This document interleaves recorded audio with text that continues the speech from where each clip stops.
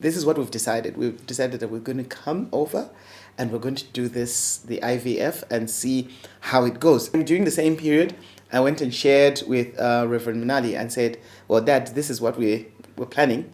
And he also said the same words. He said, yeah, let us just, first of all, see what God is going to do. Let us pray about it. We were like, okay, we'll see how it goes on from here. And then after a month, boom. I know, life gets hard. But there is beauty in our scars. There are battles we must share. There are battles we must share. There are battles we must share. There are battles we must share. We must share.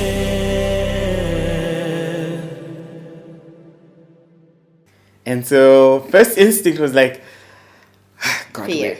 we're scared because we've been through this and we've seen what happens after she gets pregnant. So how are we going to do this? And then we thank God. The first person that we told was Reverend Nali. And then Reverend Nali was like, I want you guys to keep quiet. Do not tell anyone. Unless immediate family, but don't tell them like right now, but you can tell immediate family, but don't tell anyone that you guys are expecting. And you know the way God works. Same thing when I just contacted Prophet Joel. I like, okay, she is conceived. And then he goes like, don't say anything. Keep it quiet. You know?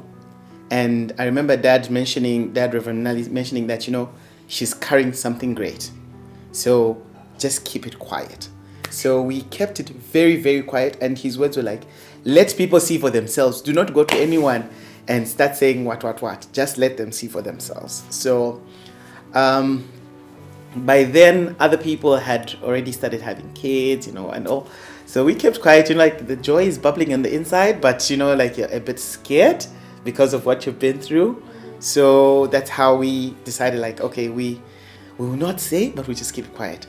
And so, every time busy Googling, like, any slight pain she feels, like, God. Yeah, I can imagine. Yeah. So we were very, very scared. But yeah, Dad and Mom kept on praying for us. And then, like, after the first trimester, we shared a bit with the rest of the family, like, okay, yeah, this is where we're at. And the family was also praying, and we're just keeping it quiet. We'll let people see for themselves. And so, yes, you can't hide it. Yeah. And with time, others would just suspect. They would look at her and say, you're baking. It's getting bigger. Yeah, you're baking a bun somewhere. And, so, yes, it was that. So now it was at a phase where, God, yes, you have answered, but we are scared, and the most dangerous part of a pregnancy is within the first trimester, within the first 12 weeks. So after the 12 weeks mark, we're like, okay, yes, God, we've gone this far. So you get to like 15 weeks, God, we've gone this far. And then later on, okay, with me, I did share with her, like, when she started having all the morning sickness and things like that, with me I was like, praise God for the morning sickness. Yeah. Like it sounds funny, but on the inside I'm like, God, this that I'm seeing is something that I can actually praise you for. Yeah. Let me not say everything for now, but maybe she can say a bit. Okay, you said almost everything. Okay, so I think in 2012 or 13, there's somebody else that had a situation that was similar to ours, and she had discovered this book called Supernatural Childbirth, and we got that book and we were reading that book, and I can say that it was one of the books where we got a lot of encouragement that is directly about that locates scriptures in the Bible and promises that you can stand on and really build your faith to say, I shall carry my own child. That book, yes, I really appreciate, and I would recommend anyone out there I don't know the one who wrote it, but it's a good book, yes. And so it was fine. Second trimester was fine. Third trimester, Challenges. all of a sudden, one Sunday morning, we were going to church. And when we got to church, one of the aunties at church was just telling me, today you look swollen, what's going on? So I'm like, I don't know. But then I was getting swollen. And then after church, we had this certain program. Then when I noticed that when we were at that program, I started swelling, like my feet started swelling, my hands started swelling. So I had the doctor that I was seeing, I contacted her and she told me to check my BP, and I went to the same lady, checked my BP from there, and it was really high. And I told her, and then she told me to check it after a few hours. I checked it, it was still high, and so she told me to see her the next day on a Monday. I went to the hospital that Monday. The whole time, that was 30 weeks. And the whole time I had never had a high BP. That was the first time ever in my life and ever in that pregnancy to have a high BP. I was feeling fine apart from the high BP and the swelling. And so when I went to the hospital, they checked my proteins, and there was protein in my urine, and that's a danger sign when you have a high BP. And we were all wondering now, where is all this coming from? And we started praying. So the doctor told me to be going like every morning to check for the protein. And the very next day I went there on a Tuesday. It was high. And she told me, anyway, this is a very dangerous situation because we could lose you or we could lose both of you. So she referred me to a higher facility where they can take care of a premature baby, because that was like almost 2.5 months early. But then she said if the BP doesn't go down, because she put me on medication, it wasn't going down and the proteins were increasing. So she referred me, and that's how I found myself admitted on that Tuesday. And I stayed in the hospital. They said they were going, when I was at the hospital waiting in the line, like I was swollen up to like my whole body was swollen. I don't know. So I reached there and I called some people that I knew who were working there, and they came. Everyone was there helping me. And when I was admitted, I found that the people that were in there were some people that I knew from way back, and everyone was there helping. They induced me, but I slept through the nights and nothing happened. and so the next day, Wednesday, they started saying maybe they should take me for a cesarean section, and the doctors were debating amongst themselves. Some were saying yes, some were saying no, some were saying so, and I didn't know what to do. I was just there, like, do anything. So there was just this one doctor that just says, no, this child is just, the child is small. There's no need for us to take her to surgery. She's going to deliver. But then others were insisting, and they were almost like, they told me, okay, we're coming to get you at, is it? 21.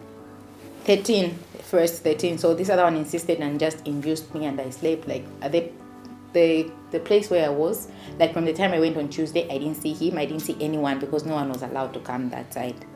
So I was just there. And that night, after I was in just like 13, nothing was happening. I was just sleeping because I was on this medication that was just making me drowsy. So I was just sleeping the whole time. Then the doctor came, I think around 19. I had some friends, 2 friends of ours that were students at the time there. So they kept on, they're the only ones that saw me. Like people I know who were coming in and they were seeing me. And they were there like at 19. The other one stayed there until around 20. She was just with me. 19, the doctor came and said, okay, the contractions have started. We're going to come back. I'm going to come back and check on you at 22 hours. So where I was, there were like just 2 patients. So the nurse that was in there went to help out her friends on the other side because they had too many patients. And I was just sleeping there. Then all of a sudden, I didn't know what was happening. All of a sudden, I just felt like this baby has to come now. And I couldn't scream because it was far. There was no one who was going to hear me. So I just got my phone and called someone I know.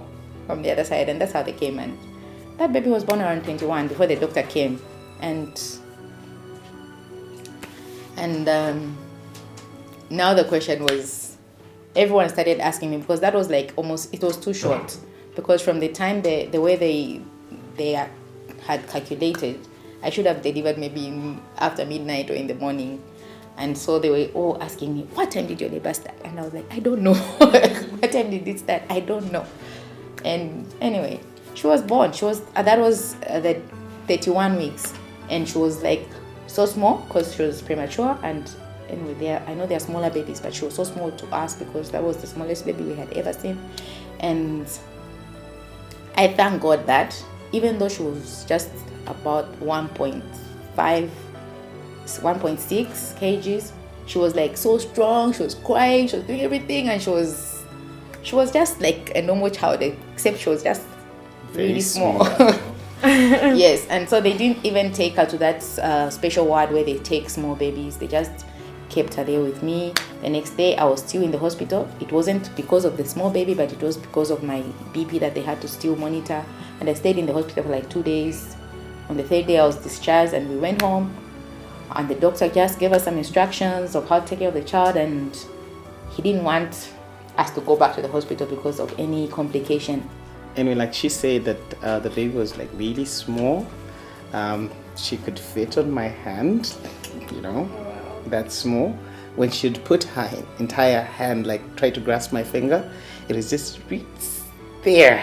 Her foot, like just this top part of my finger. We have some photo somewhere. I hope I find that photo. That's how small the foot was. Maybe just something I think is of importance. I think maybe I should state this. The time this whole this baby needs to be delivered, what. She's given it from her point of view. From my angle, what happened during that same period was like just from the word go itself, when they said, no, we need to have this baby delivered like right now. But I'm like, okay, it's not yet time. We're just like 7 months. We've still got 2 more months to go. And, it was so wild. I got in touch with Dad, Reverend Nadi. I'm like, this is what is happening. So he says, okay, we're praying for you. But keep us updated. I got in touch with Prophet Joel. I'm like, this is what is happening right now. And he was also like, okay, Iso, we are praying for you. Like right now, keep us updated. And so I just texted a few people that I knew were going to definitely be praying for us. And for sure, people were seriously in prayer.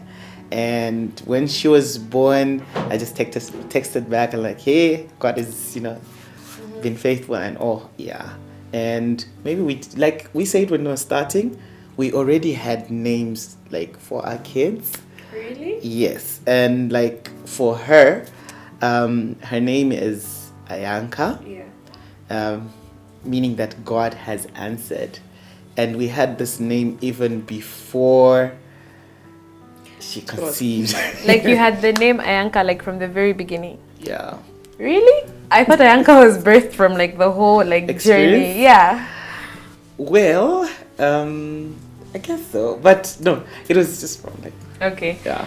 Okay, that was a lot. Like I feel like I got chills at certain points when you're talking about your story. Like you've been through so much, and you're still here and able to like stand and really like give all the credit to God. Like you keep on talking about how you went back to God and all that. And so like listening to you and like listening to your story, I'm just really curious to know, like, were there points in the journey where you just felt like, okay, God, why me? Like, did it ever shake your faith?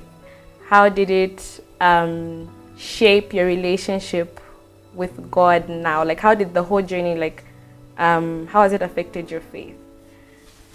Like I said earlier on, I think personally it caused me to pray more and to trust God more. Even when I did not see results, I decided to continue to pray and to persevere. Yeah. And like she said, it helped us also it brought us together. Because there was no finger pointing like, no, it's your fault, and things like that. But in it all, we drew closer to each other, and it helped us to really depend on God. And that was then. now I believe that it has put me at a place where I feel I can tell God, I can believe God for anything. Yeah. One other thing, it also brought about our vulnerabilities. Like, I got to a place where I felt I can't hide, like, from my wife if I want to cry. Like, we'd cry together, like, crying. Yeah. Yeah, we'd come before God, we'd pray, we'd cry. And it was really hard. There were moments I had to be strong for her. I would let her do the crying, then I would be there to try and, like, yeah, but then maybe when she closes her eyes, then it will be my turn now. Gosh, yeah. Yeah. So as we're concluding, I believe that we go through what we go through for the benefit of other people. So for someone who's going through a situation like yours, what advice would you give them? What words of encouragement would you give them? Recently, I've been telling him to say, everything that we go through in life, God always prepares us for His own purpose. And after we have gone through this, and we had to meet a couple that went through something similar, and their story gave us hope and encouragement. And I've seen that God has been bringing people into our lives that have similar situations, and we're able to give them encouragement from something that we know what we're talking about. It's something that we have seen God. There's a song, I know God can do the impossible. How do I know? I have seen Him do it. So when I tell you that God can do it, how do I know that? I have seen Him do it. And I have experienced that. I've experienced the hurt, I've experienced the pain, I've experienced the crying, the fingers, the talking, and I have seen the victory. And that is why Ayankha is called Stephanie, and that is Stephanie means crowned in victory, because I know that even though there were all those battles with our fruit, we were crowned with that she's a sign of victory over everything that we went through. And even when she goes, that is a form of encouragement also to someone to say, God answers. God can answer, and He will answer you, and He will crown you with victory for that battle that you're going through. Because when God created all of us, He's the one that created us. He's the one that makes people to conceive. He's the one that makes those bonds inside the bonds to come out of nowhere and be formed inside of someone, and for that person to eventually be born. And it doesn't matter. I know it's very normal for you to feel pain. It's very normal for you to sometimes feel discouraged, but don't stay too much in that weeping. Don't build a home into the weeping season. Let it be the shortest season where you feel bad, where you feel like nothing is happening. Always fix your eyes on Jesus. Always fix your eyes on God, because He's the one that can do it.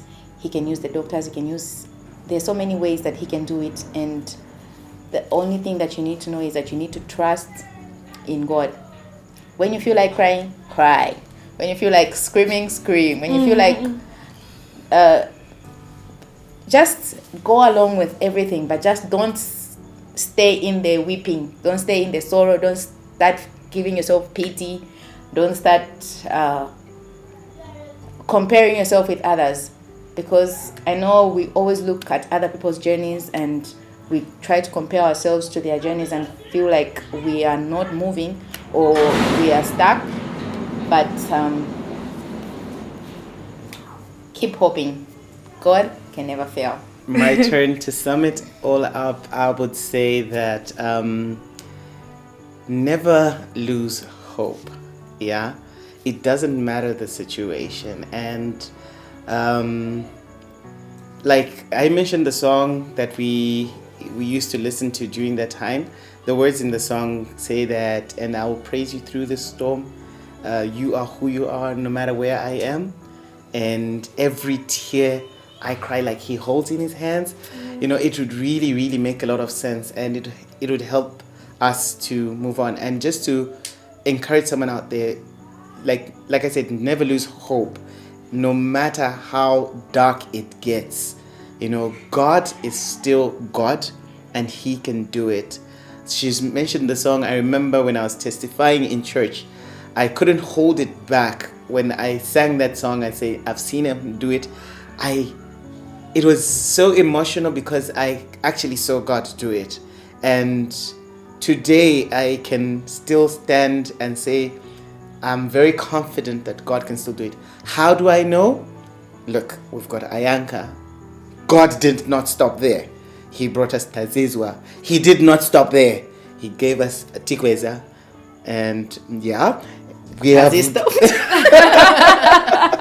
Okay, now on God's part, He's still working, and then we go like, okay, God, let's pause right now.